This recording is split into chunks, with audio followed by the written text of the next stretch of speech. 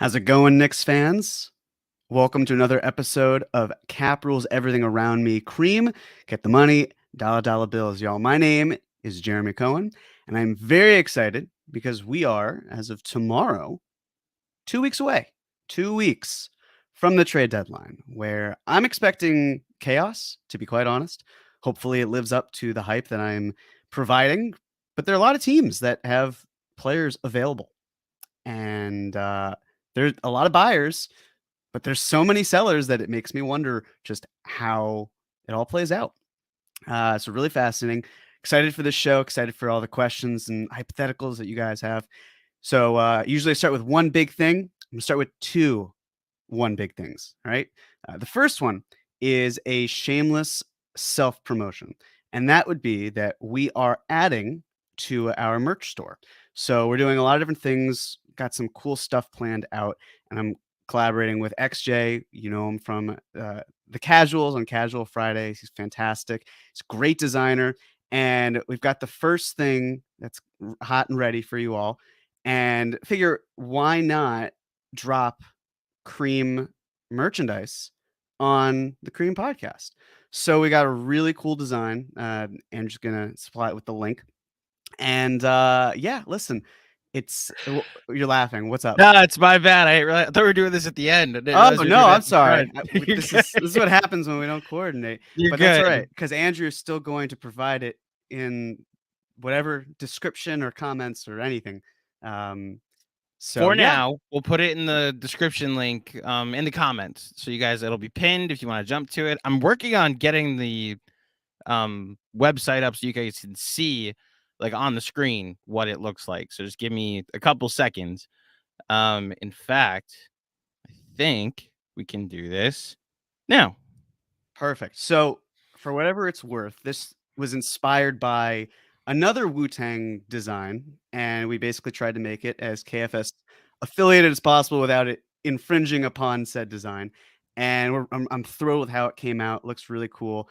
There's actually a discount for whatever it's worth right now. Great promotion. Listen, Valentine's Day, it's right around the corner. It's right after the trade deadline. So nothing says I love you to your significant other like giving them the gift of cream. So if you want to provide cream to your significant other, something to consider. I wouldn't necessarily recommend. Yeah, no, that yes, it's yes. The look was on purpose. Thank you, Andrew. That's great, wonderful. So that was the one big thing. Huge shout out to XJ for the awesome design and for more to come, which we will happily provide. So that's out of the picture. Some nice house cleaning. So on to the next big thing. Essentially, I've been thinking about so let's rehash what we've talked about before, right? So one of the things I've mentioned is the moves that the Knicks are interested in making based on credible reports is that they want to be a cap space team in 2024. We've talked about that. I've mentioned how if there's one player that might upset the apple cart that is trying to get cap space in 2024, they could still do it, mind you. They could still find a way to do it, but OG Anunoby could be someone who basically just impacts that a little bit. So the other thing I wanted to talk about was, well, what happens if the Knicks got a free agent this year, right? Like, let's say they traded for a player who's a 2023 free agent. And this was something I was talking with a Twitter user, Zach. He brought this up and I thought it was really great and I wanted to incorporate it. There is a way for the Knicks to acquire a 2023 free agent and extend them to a 1-year deal. And it wouldn't necessarily come with a big trade restriction. And they could still find a way to move that contract relatively easily. So, for example, what the Pistons did with Bojan Bogdanovic, they acquired Bogdanovic. He was going to hit the market. And what happened was that he was extended, and that moved him to being, a free agent in a future year. I want to say there's a partial guarantee in the 2024 season, and he could still be moved. Whereas for a lot of other players, they maybe have to wait until 6 months and the extension and all that. So one of the factors could potentially be if the Knicks found a player that they liked, extended them, it'd have to be for, less than an 8% raise or no greater than really 5%. And it wouldn't be 3 years. Like it could be a year. Or I guess it'd have to be less than 3 years. The question and why this is so difficult is how many players are, number one, willing to sign a 1-year contract, and number 2, worth extending. Because you could find someone that's just simply average and you could extend them, or you could not do that. You could just sort for someone who's already on another contract. It's not like they're going to need to work an extension. And that's the thing. It's like I don't see Kyle Kuzma as a trade target for anyone, considering the fact that Rui Hachimura is on the Lakers now. It is a clear indication, at least to me, that the Wizards want to move forward with Kuzma, and they've got Beal, who's not going anywhere unless he asks out. And you've got Kristaps Porzingis. And I think what's actually beneficial if you're a Knicks fan, if the Knicks hold on to that pick and they don't trade it and they want to have it convey, there's still a good chance that it conveys. It's not like the Wizards are going to be like the Hornets potentially, or, I'm trying to think of another team, but that basically is going to be pretty bad to the point where that pick is unlikely to convey.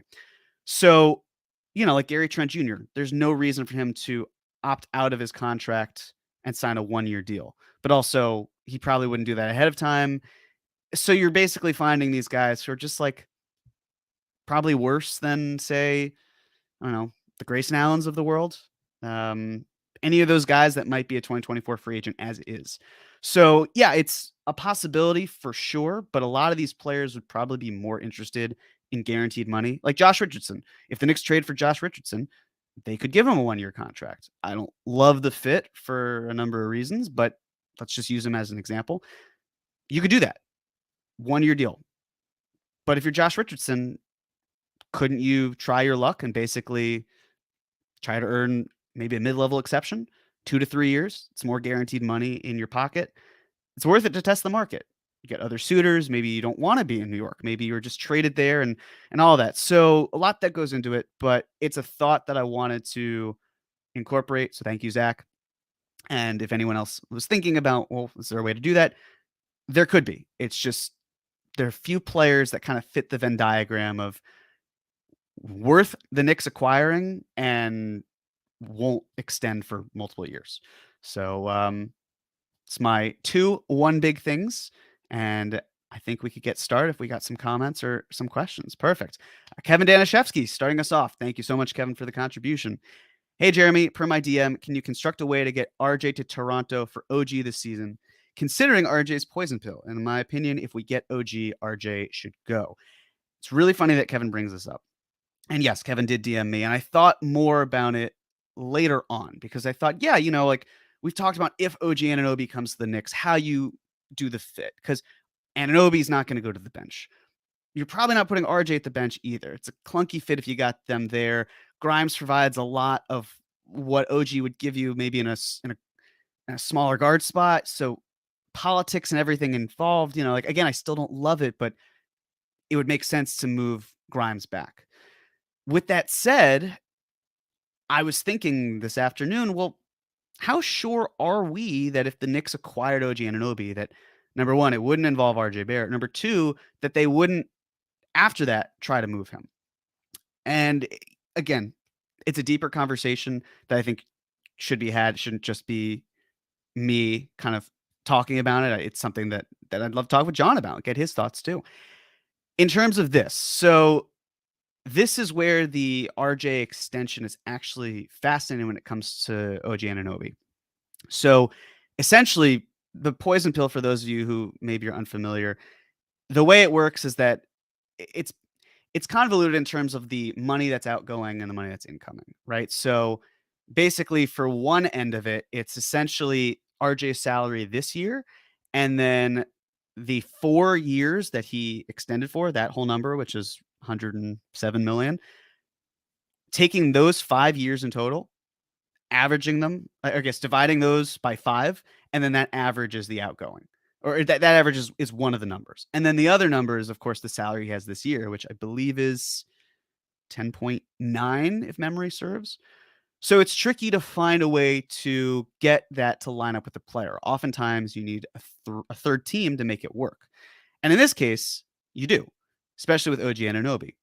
However, based on how it works out, if you try to go on, Fanspo's trade machine, you'd see that RJ for OG, both teams have to shed just a little bit of salary. It's like a minimum salary for each. So there comes the third team. You know, is it a team like San Antonio, which has cap space, where the Knicks are trading Svi Mikhailuk and I don't know, the Raptors are trading Bo Cruz himself, Juancho Hernan-Gomez, for example. Maybe it's not a 3-team deal because then you have to consider roster spots. Maybe it's a 4-team deal where one of the players I just mentioned from the Knicks, let's say it's Svi, again, goes to San Antonio. And then another player, because of the minimum exception rule, if there's a team with a roster spot, they take on Hernan-Gomez. So it's really fascinating to me because you can actually devise a way for it to work. And it's funny because I hadn't really put a ton of time into it, admittedly, because it's really convoluted. It's a sort of thing where I've been operating under, well, no, listen, I wouldn't be shocked if RJ were moved, considering everything that happened this offseason, but I'd be really surprised. And this is the type of trade where we can debate the merits of should they do this or not. Just want to talk about from purely a financial cap standpoint, it's really close. You really don't need that much to get there. And if you're a team like San Antonio, you're well below the salary cap floor regardless. You could help get there by taking on one of those salaries. You're not going to get there, but you're closer. Maybe it's Indiana. You know, they're also under the cap floor by a significant amount. Case in point, love this question, Kevin, because it is possible and it's really not that hard to make it work. If for other players, yeah, probably. But for this one, no. So I'm fascinated by that and very curious about it. And the one thing I want to say, listen, you know, again with the whole OG Anunoby conversation, report out there, team was offering 3 first-round picks. KFS's own Chris Persianen, he has heard as such. He had reported that even earlier, and it finally caught on, which is great. I think the main factor here is it reminds me a little bit of the Donovan Mitchell trade. And again, I'm not saying that this will or won't happen. It's more just from a negotiating standpoint. If this is, in fact, the Knicks who are offering 3 protected first-round picks, it just reminds me of that whole conversation was like, no. RJ Barrett's not on the table. And then suddenly RJ Barrett is on the table. And we as fans are like, well, no, that's clearly it's negotiating tactic, right? Like it's a ploy. And then lo and behold, there's a legitimate offer that involves RJ Barrett. So to me, I'm just wondering, is it the sort of thing where the Knicks said, hey, Toronto, this is our offer, and essentially tried to lowball them, which is fine. You know, they shouldn't start from a place that's higher up, and the Raptors have every right to start from a place that's asking for a haul. But I'm just very curious if the Knicks then say, okay, listen, this is the offer. This is what we're going to give. And it just depends on if a team like Memphis or New Orleans can top that. So that's the RJ OG trade. Thank you, Kevin. Appreciate you bringing that up. Jason M. Knicks should trade Obi now while he still has value. They don't want to end up like the Wizards and get a Rui Hachimura type return next season. Thoughts? Yeah, I completely agree. It's why I felt the need to talk about Obi with one of the trade primers, because I don't see a world where Obi Toppin is entering a contract year, his 4th year in the NBA, where he's still behind Julius Randle. I don't see Julius Randle moving right now unless it's for someone that's better than Julius Randle is currently. And if you're the Knicks, you probably feel, well, we can probably replace Obi Toppin's 11, 14 minutes per game with someone else who isn't going to be deserving of a contract, right? Maybe it's maybe they sign a player to a 1-year deal with the mid-level exception. Maybe they trade for someone who can, you know, essentially be just filling in for a limited amount of time. Like conversation of Robert Covington. He's not been good this year and he's barely played. Does he have enough in the tank where it's give him 12 minutes a game, get a little bit more switching in there? Maybe it's the draft pick. Maybe the Knicks take someone who can handle minutes at the 4 and plays 12 minutes. I don't really know. But what I do know is that if Obi is not going to be here long term, and I think you can find a way to potentially mitigate even in season what he's able to give you in that short time. I'm not saying that the player you're getting is going to be better than what Obi Toppin is right now, but you can at least replicate some of the production in a way where if you're upgrading elsewhere, you're maybe okay with the drop off.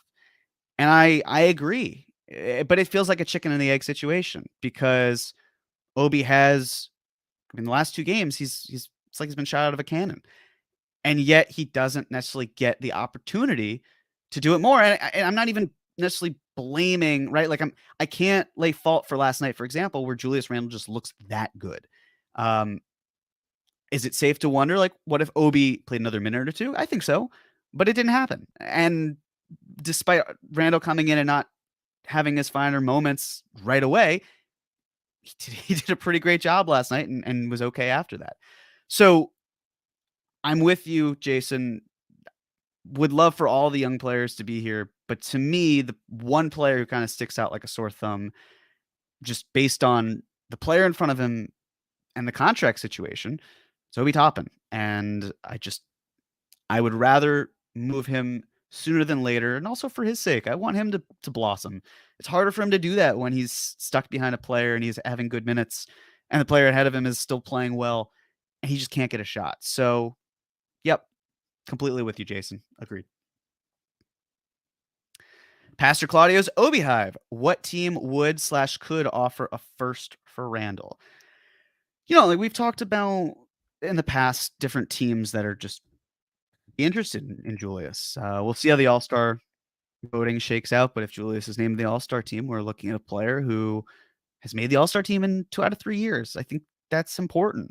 That's something to inspire other teams at the very least.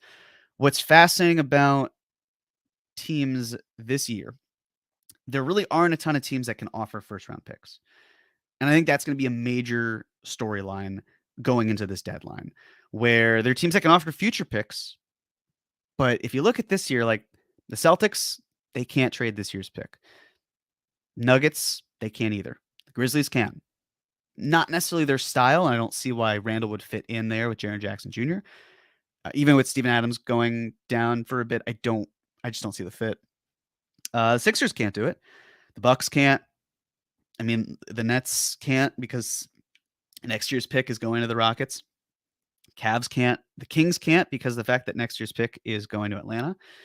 I don't think the Heat can because I'm pretty sure their pick in 2023 is the one that's going out. Pelicans, they can. Yep.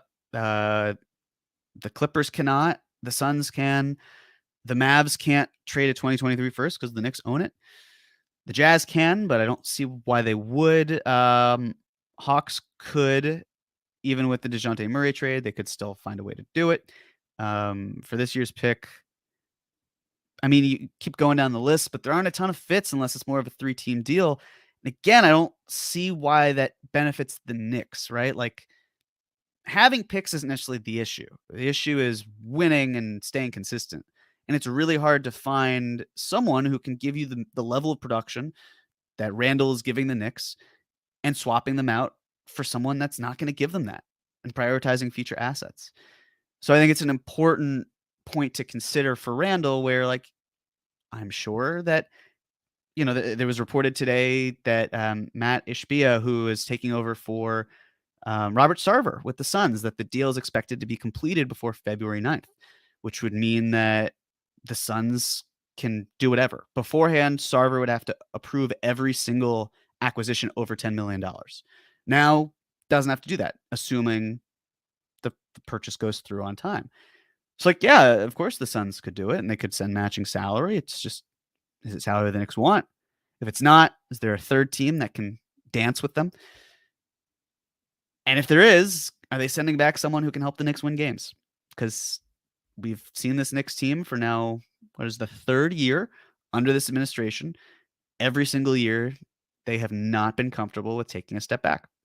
They've wanted to move forward. So, yeah, could, 100%. Would, there are some. I just don't see the Knicks doing it. But I appreciate the question, Pastor Claudio's Obi Hives. Thank you. Juanon, thank you so much for the contribution. Salute from Mexico, fellas. Can we talk about the Mavs pick and continuous soup? Any chance they might need it / us to go get Luka some help? Also, Obi, did Rui set a market if we're going to move him? I'll talk about the Obi thing first just because we just discussed it. I struggle to know where Obi's value truly lies, just based on the role. It's interesting to me because Benji asked, if this trade were done a year ago with Hachimura, would he have gone for a first? I said no based on the fact that, Hachimura missed 40 games due to personal reasons, and it wasn't so much as talent per se. It was not the best timing. But with that said, with Obi, I understand the kind of like the hidden stuff that's not there. And what I mean by that is it's like if he could do a lot, right? He could do so much more than what he's being tasked with. And so him not showing his full arsenal, I feel like impacts his trade value based on the fact that other teams see him as, what he's doing right now. Mostly playing off ball. He's still cutting a bit, but it's not quite who Obi is as a player. I think he can blossom in another environment. It's just not here. And other teams are probably going to try to pull a fast one on the Knicks, saying in the same way that they would have done with Emmanuel Quickly. And Quickly broke out, and now indications are that he's off the table. And I certainly hope it stays that way. With Obi, it's trickier. Again, he could play small ball 5, but it also depends on the players that he's playing with. If he has someone that can better compensate what his rebounding deficiencies might be, why can't he? Whereas with Randle and Obi, I understand why Tibbs does it. I'd still like to see it more. I go back and forth on whether or not I want them to do it more or not. Probably doesn't. Maybe it doesn't matter in a couple weeks, but that's in terms of Obi, I feel like that's covered. In terms of the Mavs pick and continuous soup, yeah. So the Mavs pick in terms of continuous soup could be the Knicks draft a player. That player then gets extended later, whatever it is. You have extra salary if you need to make a trade work, all that. Great. Love it. Agreed. The question I have, though, is if the Knicks want to be a cap space team, does having 2 picks hurt them? Because that's going to cut into their salary a bit, their cap space. So is that going to be a factor? Another example of what continuous soup could be is something that I would also be in favor of, which is if the Knicks used one of their 2 picks, assuming they have 2 picks in this upcoming draft and don't trade any of them, where one of those picks is used as a draft and stash. And the beauty of that is it doesn't count on the books. You can keep delaying it, and then you can either use it as a trade asset where it's not continuous soup, or you can do something else, which is you bring them into the fold, or rather you trade them. What did I just say? It's been a long day. You either trade them when they're on the roster and they count as a salary, or you don't trade them when they're on the roster, and instead you just trade them as a draft and stash. Similar like how who was it? Bojan Bogdanovic. He was included in a Suns Kings trade way back when. He wasn't on a roster. The draft rights were owned by the Suns, and they moved him to the Kings without having to use matching salary. They just had the rights to him. That's what I'd like to see, but we got so much time between now and the draft that opinion is very possible to change. So, but thank you, Junon, for the contribution and the great questions. Dean Bichelle. Dean, how's it going in Australia? Love the merch. Thank you very much. Keen to hear your thoughts on Bojan Bogdanovic. I see they want a first, but I feel it would be a great fit with our second unit. Yeah, yes, I think he would be for sure. I still wonder with that added year, the final year of his deal in 2025's partial guarantee. I want to say it's $2 million, somewhere around that. But he's 33. And this is where I go back and forth, where it's like, if they want to be a cap space team in 2024, I get Eric Gordon. I even understand one of the worst firsts being for Eric Gordon. I wouldn't love it necessarily. I want him as a player. It all depends on the market. I think they might be able to get away with it, but I don't really know. Bogdanovic is different because of that guarantee, because it cuts in to what they want to do. And you probably can't move him with relative ease that close to it. You could stretch the money, but it's still cutting into cap space. And it's funny because it's I'm sure to a lot of you listening, it's that's just a future problem. They don't have to worry about that. Unfortunately, they do. They have to anticipate moves years ahead of time, 2-3 years ahead of time when they're operating now, which is what makes everything feel so fun, but also chaotic. I think Bogdanovic would make sense here. As a player, the skill set he offers, I think it'd be great. It's just the price tag and the opportunity cost that it might impact the Knicks. I don't really know. I mean, you have to think about the salaries going out and what that would be. Fournier makes it work. Do they want another year of Fournier's salary? Maybe. It's not like they're going to be um, a real free agent destination. But then again, I don't know.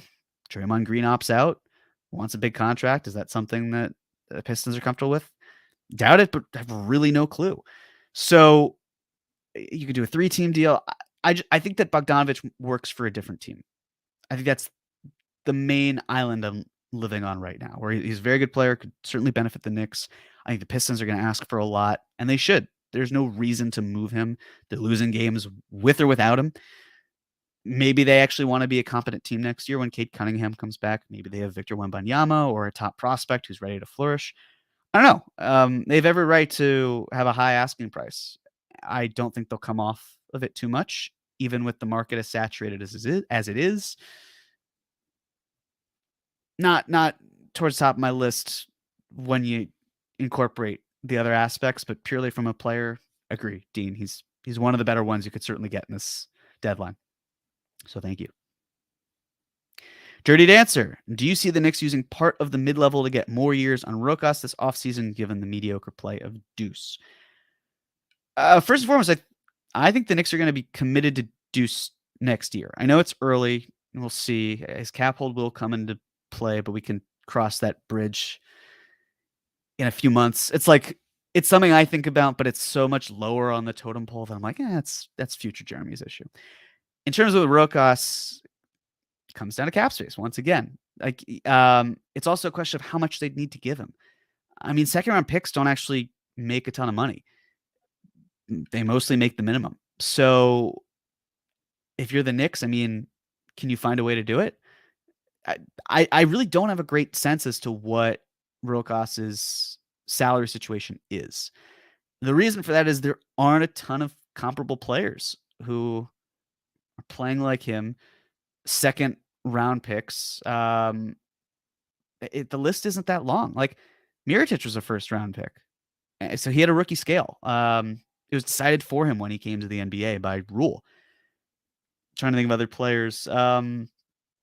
It's just tough. I don't really know where he stands. Like Vildoza got some money, but like more than the minimum. But a big reason for that was it helped the Knicks hit the salary floor. So I don't think that's a fair comp either. So I'm just as curious as you are, Dirty Dancer, in terms of what the salary situation would be.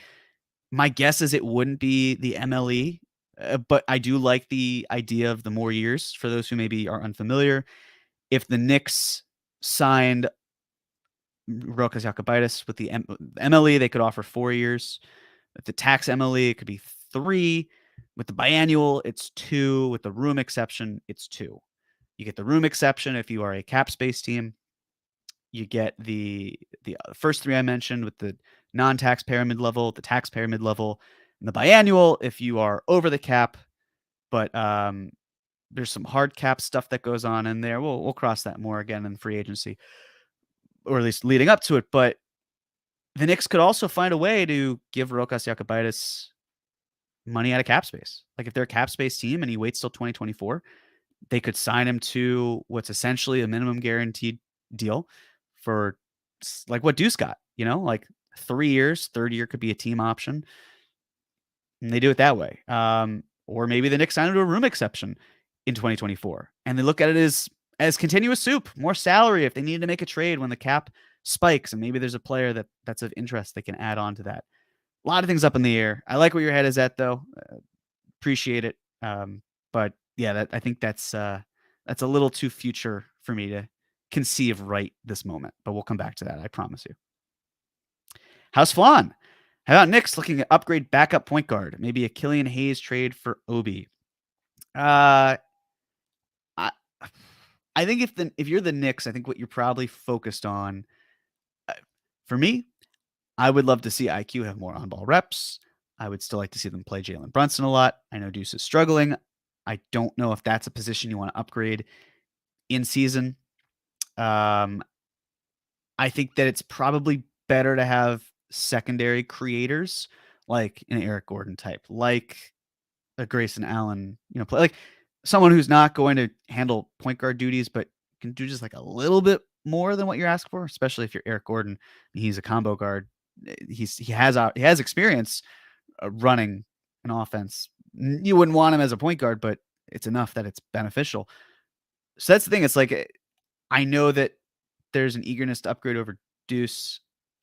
I don't disagree, but I also don't think it's so important, especially because come playoff time, rotations tend to shrink. So, I mean, assuming the Knicks make the playoffs, knock on wood, it's the sort of thing where you're not going to see Deuce playing heavy minutes either.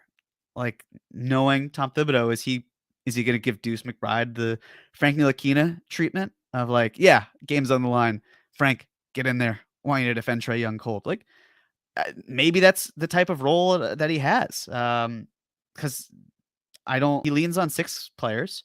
I would imagine the Knicks acquire a 7th in some way.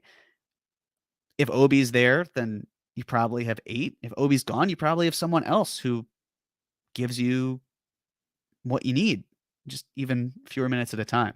So I think it's more just about good play during the regular season. Deuce has been struggling. I thought last night there were some moments where he looked really nice. But it's not an area that I think if you're the Knicks, you need to prioritize right now. I think you need to look more, the 2-3 spot for the backup role. JG, if you can get an Eric Gordon and someone like a Josh Richardson for guys like Cam or Evan or D Rose and some second round picks, I take a look at it. If they can bolster the bench for sure. I gotta be honest, I don't really get the Josh Richardson love. Like his outlier shooting season was nice with Boston. He really hasn't done a ton. His defense has not been great this year. He's not someone who creates for himself. He's very much a catch and shoot guy.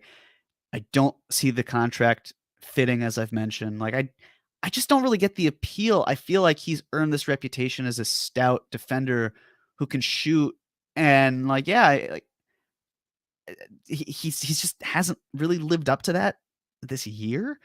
And granted, I would need to watch more of Josh Richardson. I spent enough time watching this team that Josh Richardson just hasn't been number one on my radar. So maybe the eye test tells us a different thing, but he just doesn't seem to fit the mold of what the Knicks like. And he doesn't fit the contract part of it. So I don't fully understand the love. With Eric Gordon, the math, it's not impossible by any stretch. It's just, I wonder what it's going to be. I don't think Fournier necessarily moves. I'd like to be wrong, but his value with where he's at, it's an extra year. It feels like the sort of thing where maybe you figure it out next year or this summer. It seems by indications that the Knicks want to do right by Derrick Rose. So does that mean sending him to another team and they buy him out? Rose has said there are things that are more important to him than chasing a ring. So is he going somewhere else? Maybe. Cam, does it seem like the Rockets want Cam Reddish? I don't think so. I mean, maybe, but again, they've got so much young talent. I don't think they actually need Cam. I think Cam would benefit in a place that's not like, hey, we're all about losing games. We're cool with that. I think he's better off going to a place like Milwaukee, for example, somewhere that it's just like we are committed to winning, and Cam gets serious. But then again, like Tibbs is a pretty serious dude, and he didn't have a consistent role here. So I don't know in that sense. I also, like I don't. It seems like Richardson can be had for a second, not as opposed to getting something back from him. Gordon, the market price right now, it seems, is at least 4 second-round picks, which is what the Bucks offered. Maybe the Rockets can get a protected first-round pick of sorts, but definitely sending assets out for sure. Oh, I'm sorry, I'm misreading. It's Cam or Evan, and some second-round picks. My apologies. Yes, but I think if that's the sort of thing where, like, let's say it's Cam and Rose and 2 second-round picks for Eric Gordon. I don't think that's enough if you're the Rockets. I think you don't want to have to worry about Cam Reddish's restricted free agency. And you probably want more, but it depends on which seconds they are. If the Knicks are offering, I don't know, the Pistons second-round pick next year, which could be in the early 30s, maybe that's just a different conversation whenever seconds the Bucks are offering. So, yeah. Thank you for the question, JG. Pastor Claudio's Obi Hive once again, 3-team deal with Phoenix and Toronto. I guess I'm assuming this is in relation to Randle, given the question that was asked earlier by Pastor Claudio's Obi Hive. I mean, maybe depends on what's going out. I mean, if Randle goes out, you're talking Crowder and Saric. I think the Raptors take Saric. They'd have to find a new home for Crowder. So is it a 4-team deal? Are the Knicks getting Crowder? Are the Raptors having the burden of now having to flip Crowder again? It's tough. It's a tough one if we're involving Randle. And again, I personally don't see him moving this year. We could talk about it in the offseason. Happy to evaluate possibilities there. May still have my doubts, but I'm happy to look at it for a lot of these players, except for probably Jalen Brunson. But yeah, I just don't. I'm sorry, I just don't see it happening. And if it does, there's egg on my face, and we will absolutely talk about it on the live stream or before then, whatever happens first. Dirty Dancer once again. What do you think of going after Patrick Williams? Does he have Lauri Markkanen upside? Man, it feels like every Bull that leaves Chicago has some sort of upside that just wasn't tapped into. I'm not of the mind that the Knicks should try to buy low on a player that's like Patrick Williams. It's not like because the Cam Reddish experience didn't work out, I don't want any others. It's just that I don't know how a player like Patrick Williams helps. And what I mean by that is if he's not playing well, then he's probably not playing. And if he's not playing, we're in the same situation as we were before. And it's another protected first, most likely, that is dealt. It just wouldn't be something of major interest. Like I like the idea of it. I just think it'd better benefit another team that has the flexibility and far less pressure to turn Patrick Williams into something else. Because with Chicago, there's a ton of pressure. I mean, they're all in on this team, and it's not a great team. It's not even a good team. It's a very mediocre team. And I think he'd thrive in another environment. I just don't think it'd be here in New York. So I like the idea. I just don't think it would be with the Knicks. Eric Fernandez, when does LaMelo ask out? Well, probably not for a bit. For starters, he's going to sign a 5-year max. I'm guessing that the Hornets are going to say to him, the 5th year is non-negotiable. It is not a player option. We have you fully under contract. And LaMelo takes it because he's gotten hurt.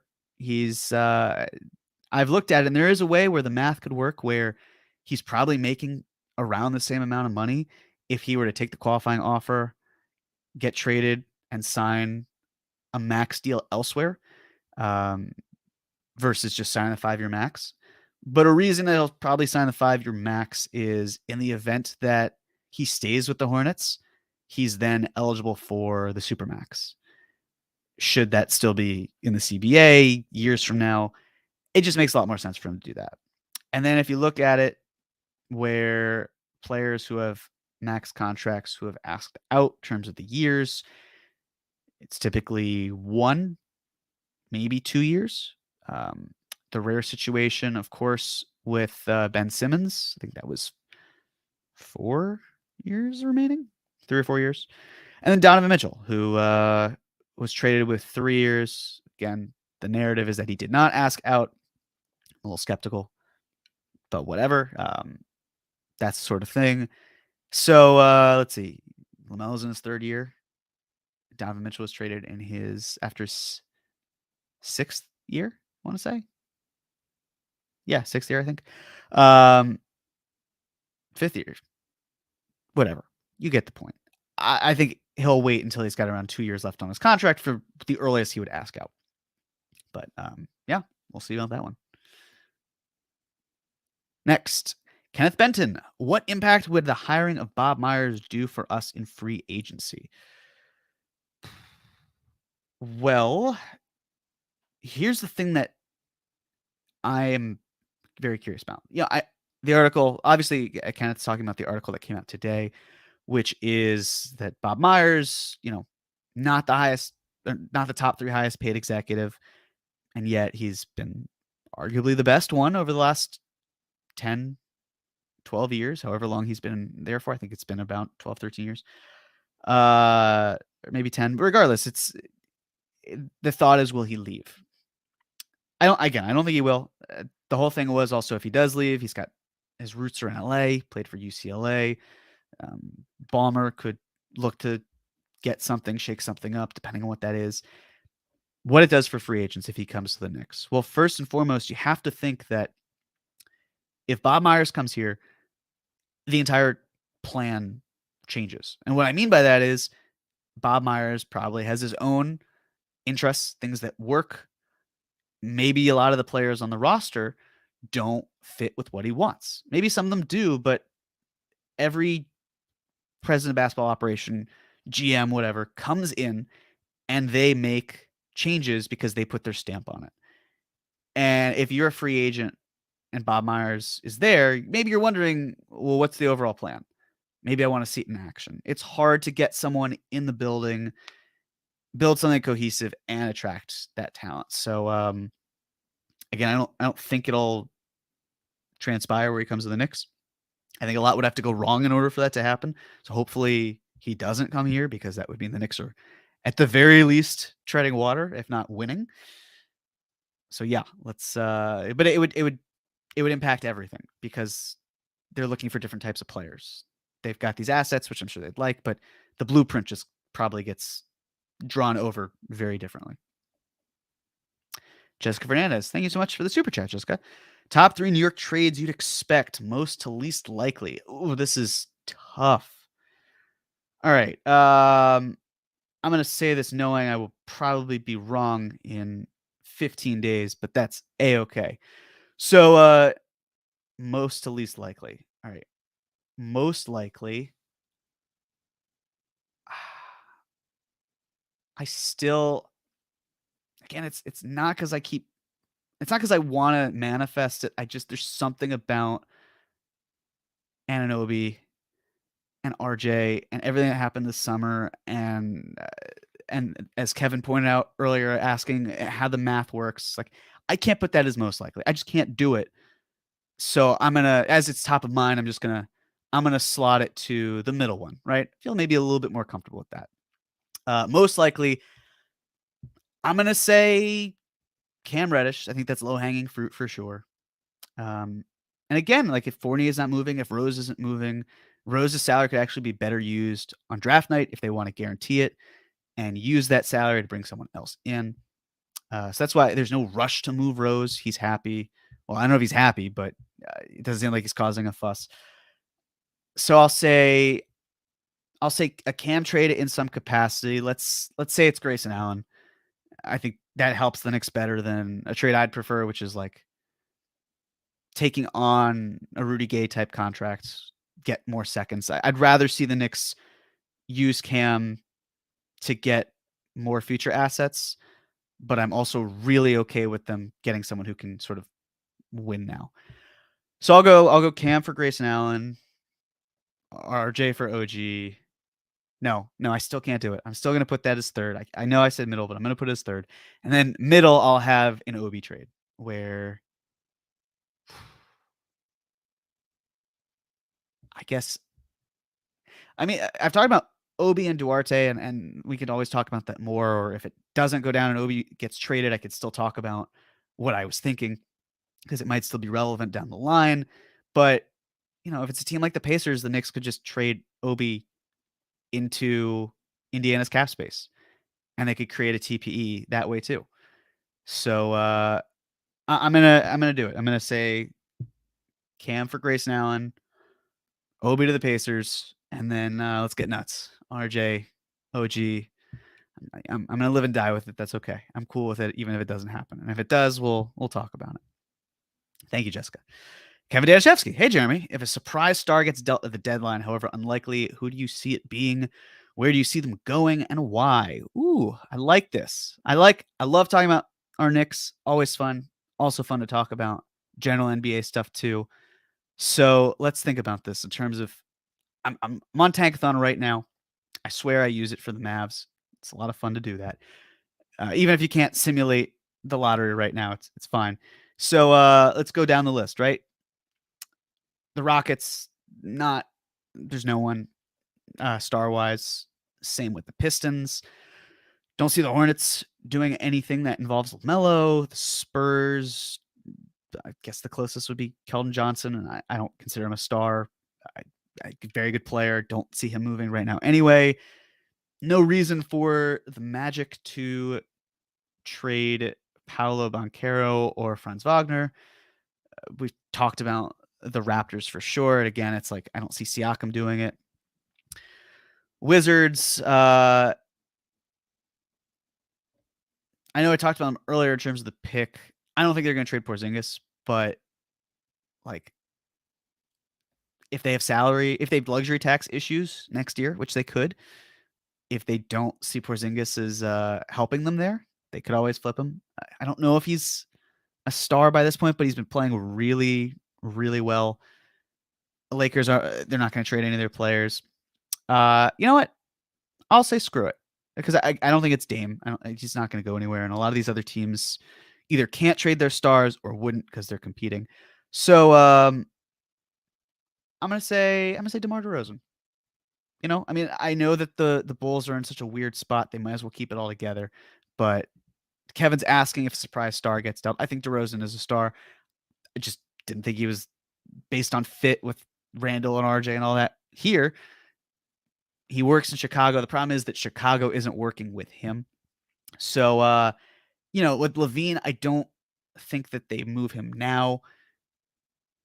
I like, does Vooch count because he's a former All-Star? I I think it actually makes more sense for the Bulls to trade Vooch, just given that DeRozan's under contract next year, LaVine's under contract. If they want to basically say, let's do an adjacent move, they'll do Vooch. So, all right, talking myself into it, I'll say Vooch, even though I don't think he's a star really anymore, but we'll do it. So yeah, I'll say. I mean, listen, the money does work. If you do Vooch, but then you don't need Vooch to go to LA. But okay, all right, take a step back for a second. Well, but no, he's not going to back up Zubac, so forget about that.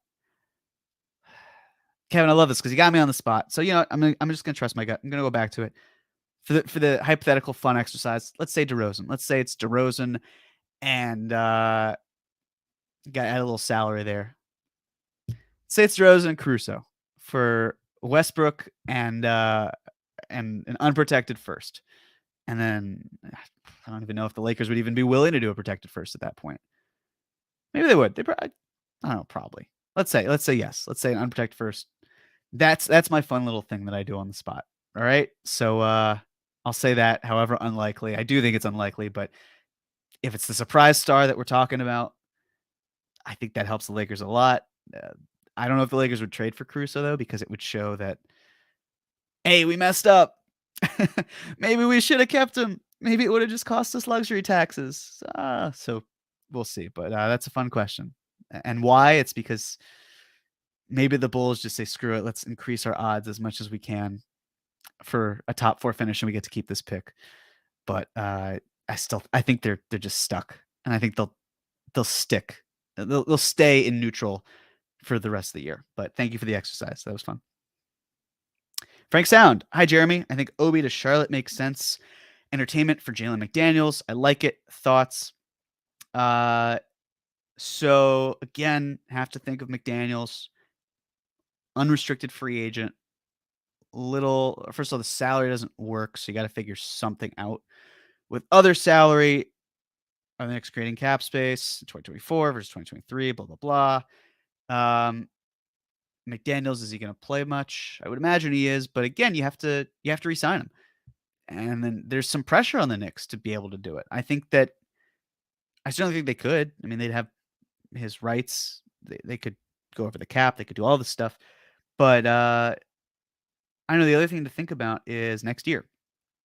The Knicks are going to have at least one first-round pick, assuming they don't draft and stash. They don't trade one and draft stash the other. How does that impact the playing time of the player the Knicks draft? Jalen McDaniels is a good player, but does he fit with everything? Are you drafting a 4? Does it force you to do that? Which the Knicks should not be in a position where they're drafting for need. They should be drafting for best player available. So I think Jalen McDaniels makes a lot more sense for teams that are probably over the cap for a while, that are in contention, or that aren't free agent destinations. And I like that. At least 2 of those knocks the Knicks out, arguably 3. So I like where your head's at, Frank. Really good player, good target. Just don't think, like with Bogdanovic, as Dean talked about earlier, don't know if he is the right guy based on how everything's lining up. So, but thank you. All right. What we got? Kenneth Benton again. I'm open to a Porzingis reunion. Oh man, Kenneth. All right, getting spicy. I like it. We're getting spicy here. But some fans say he wouldn't fit. What are your thoughts on a move to bring back KP? Wouldn't do it. It's like if you're keeping Randle, which I assume you would, you're essentially having Porzingis at the 5. So is he backing up Mitch? We know the Knicks have a heavy effect on players who take their shots closer to the rim. Porzingis obviously has a great shot. So he would not be doing his bread and butter with the shooting, which conveniently, if you put him on a Tom Thibodeau team, it kind of checks out in terms of putting a player like a center who maybe isn't doing what he should be, but we don't have to get into that. Okay, not the offensive rebounder as well that Tiz would want. Not taking a ton of shots at the rim, not hitting them probably at a high percentage, but I'd need to check myself on that because it's been a while since I've looked at KP's field goal percentage around the rim. Yeah, I think number 1, the ship has sailed just generally, but number 2, I don't think it's a fit. There was a time where it was like, all right, Randle and KP is like what, 2018? Like it makes sense. That's cool. You got KP's rim protection. You can have him shooting out. You can do 5-out offense. Randle probably is more. He plays power forward a lot, but he go to the basket. And in theory, it probably wouldn't have worked out. Although it did work in New Orleans. Randle was able to be that player around Anthony Davis. So it's not that it couldn't have worked. It could have, but as they evolved as players, I think it wouldn't have worked. Doesn't even matter. That ship has sailed, like I said. I wouldn't be open to the reunion, and I hope KP gets his money in Washington. I hope he stays there, and I hope that if the Knicks own that pick, they don't have it convey until the very last year, and it's the 9th pick overall, and we throw a party. So stay in Washington, KP, please. House Flan. Detroit doesn't look like they want to re-sign Saddiq Bey. What do you think about him as a backup wing? John and I talked about Saddiq Bey beforehand. He's basically a 3 and D wing without the 3 and without the D. It's a problem, especially since he's going to need to get paid. Just not one of my preferred targets. I think he could make, like, if you're a team like Dallas, you might as well go after him because you need something. And maybe, just maybe, you can get him to like the ability that Luka has could create more of an opportunity for him as defenders maybe sag off that player a little bit more. And I should mention that because I don't think we talked about this. I don't think John and I talked about this in the pod. The one thought I have with Grayson Allen that worries me just a little bit, but not a ton. Grayson Allen gets a ton, just a bunch of great wide open looks because he has Giannis Antetokounmpo on his team. The Knicks don't have that, so players aren't going to sag off of him quite as much. I wonder how that's going to impact his percentages wherever he goes if he's traded, whether it's New York or to another team. But most teams also have more established stars, so maybe if he goes somewhere else, it's the same thing where someone else is able to command so much attention he can operate. But with Saddiq Bey, he's kind of like Patrick Williams to me in the vein of like, don't really want to think about how the Knicks could rehabilitate him. Really just looking for ways the Knicks could keep getting better as a team. And maybe Bey does that, but there's not enough assurance there where I feel comfortable with them trying to get him from Detroit. So, yeah, a good option for another team that's in a different spot, like a Dallas type team, but preferably not here, in my opinion. All right. Well, that'll do it. Thank you all so much for tuning in. Really appreciate it. It's been a lot of fun. Love doing this as always. Don't forget to like the video, subscribe to the channel, and follow KFS on social. It's at Knicks Film School, school with a K, as in, yes, SKOOL. So go ahead and follow us there. One other thing that I feel like maybe should be mentioned, if you download our podcasts as well as opposed to just the live versions, and of course you do because we don't only do live content, you can find a way to automatically download your podcasts. This is something I was trying to show my parents as they were like, why can't we get your podcast? And I say, well, you can just download it automatically. So I'm sure many of you are familiar with that. Gotta love parents. So you can find a way to do that. Spotify, it's super easy. I don't have Apple Music. Would imagine it's really easy to do that as well. But go ahead and do that because it's super helpful. As our reviews, 5 stars. Appreciate it all. And we will do this again. We'll do this again soon. And yes, as Andrew puts on the screen, once again, want to plug our Capitals Everything Around Me shirt. I'm really happy with it. Hopefully you are too. And we got some more stuff. A lot of fun stuff. Jam-packed couple weeks coming up. So thank you so much. Talk soon. Let's go Knicks.